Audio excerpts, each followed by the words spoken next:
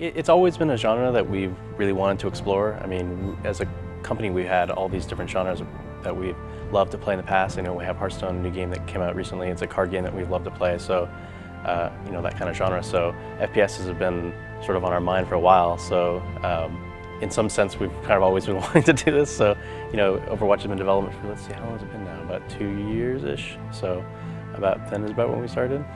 I think our game is very unique in a lot of ways. I think the biggest thing is what we're really focusing on are the unique heroes and then the way they play together and the team play that comes out of that. You know, our game is a 6v6 game, very intentionally that size. So, you know, the way that the team works together for their goals and the way the heroes work together in very intricate ways is really the core of the game. And I think that team play is really going to show, especially when you get real organized teams together.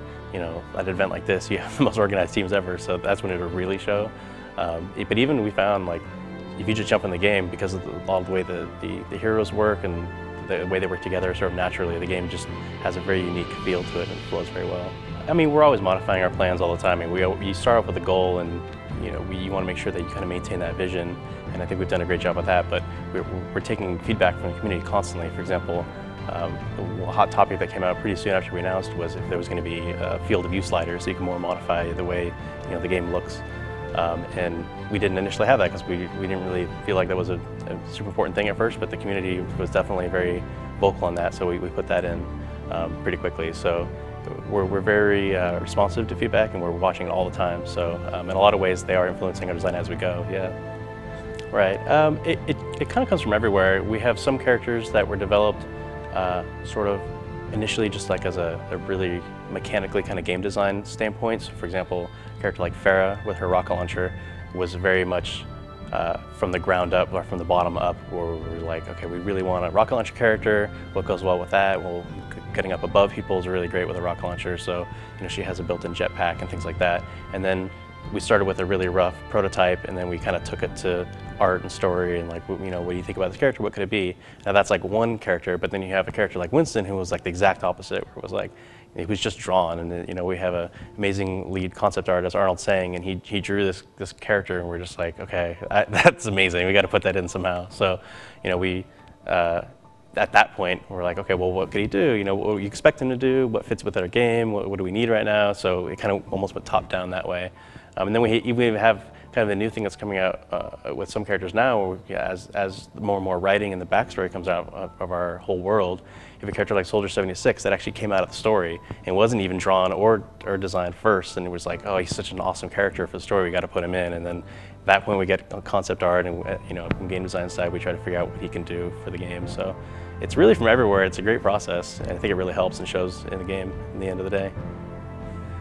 Yeah, I mean, we have a lot of characters in the game right now, but there are more coming, and we plan on being able to make, you know, continuing expanding the roster. And at that point, you know, not only would we plan on making characters from regions that we don't have existing right now in the game, but we also want to make more characters from regions that they're already from those regions. We want to make more characters from those regions. So really, as long as the game supports it and it's healthy and players want it, we want to keep making characters and from all regions, really, see how many we can do. Yeah, I mean, like all Blizzard games, it's a really large goal of ours to make sure that it's playable on as many systems as possible, and we just want to make sure that you don't have to, you know, have the most crazy computer or whatever to play our games, and we want to just get as many people playing and, you know, offer to as many regions as possible. So I think that's always a large goal of ours.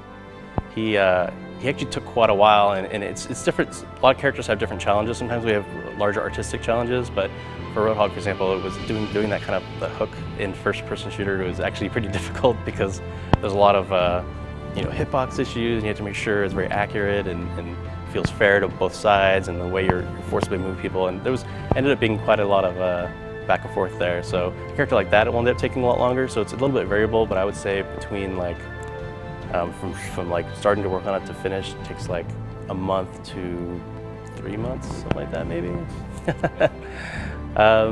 We've talked about it sometimes. We don't have any announcements or anything. I think it would be great. I think we definitely respect the you know, the console players, and you know, we play a lot of console games ourselves, so that comes up a lot.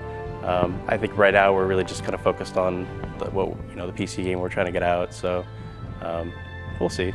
Yes, you can play a controller. We're definitely fully supporting controller in every way on the PC.